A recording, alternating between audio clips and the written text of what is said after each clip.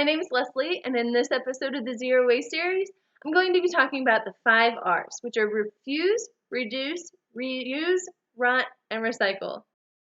Recycling is hard for me to tell you what to do because it really depends on your location and who your recycler is. Now, if you live in St. Louis, it's a little bit easier. You can use this resource. It's stlcityrecycles.com. They have a whole bunch of information there on what you can recycle, including this great infographic that covers the 6 main categories, which are paper, flattened cardboard, plastic bottles and containers, glass bottles and jars, metal food and beverage cans, and food and beverage cartons.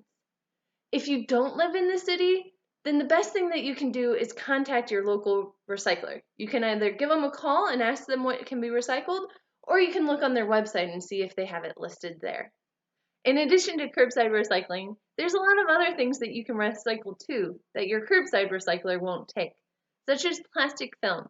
This includes items like plastic shopping bags, the plastic that's wrapped around your paper towel rolls and your toilet paper rolls, and also things like your bread bags. These can be dropped off at certain locations, and you can find ones close to you by going to plasticfilmrecycling.org and clicking on the Find Drop-Off Locations button. Additionally, there may be recycling facilities near you that take special items like motor oil, cooking oil, car batteries, and electronics. So do a quick search and see if you can find any near you.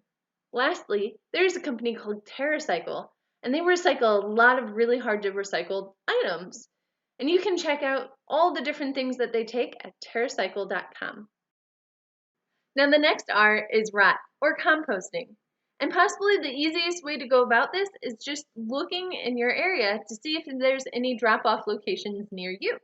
If not, and if you don't have a yard and you want to compost inside, you can have worm bins, and the worms will help break down your waste for you.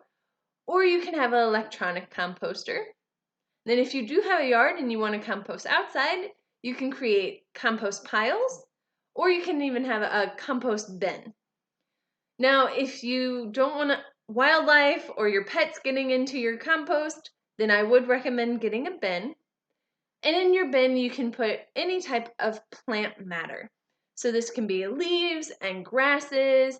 It can also be your vegetable scraps, your fruit scraps. It can also be things like paper. Now, if you are going to add paper, make sure that there's no plastic like tape on it. And also with paper, I usually cut it into small little pieces so that it's really easy to stir.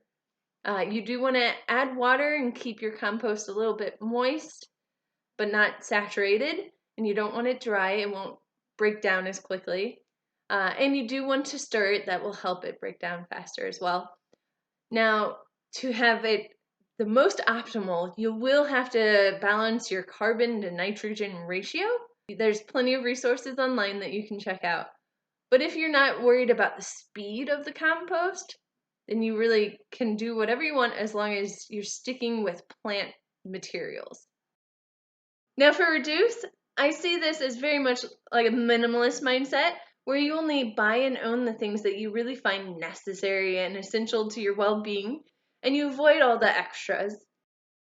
For reuse, there are the common items like reusable water bottles and straws and shopping bags.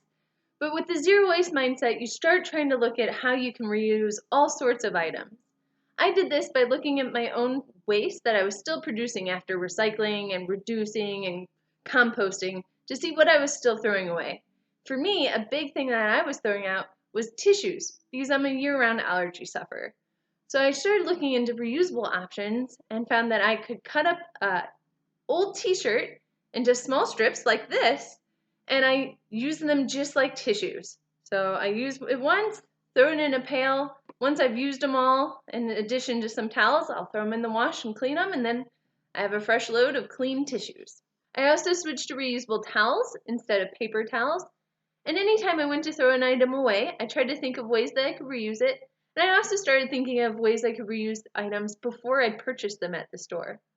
I also took items like my plastic produce bags, and I used them. I would transport my goods home, I'd pack them into the refrigerator, and then I'd clean them up, let them dry, and put them back in my reusable bag so that I can use them later. The last R that completes the zero waste puzzle is refuse. And by this, I take it as refusing all plastic single-use items.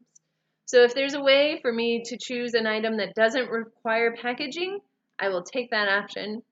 So by this, I switched over to the bulk section for shopping, and I would bring my own jars and reusable produce bags. I also switched to unpackaged soap, shampoo, conditioner, and deodorant.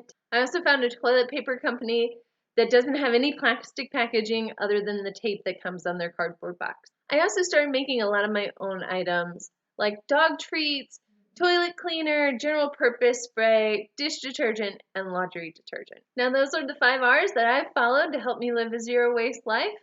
Don't feel like you have to rush into all of them. You can just pick a few R's and master them before adding the rest. And know that you are making a difference. You're joining many others in this effort, and collectively, we make a big impact. Thank you.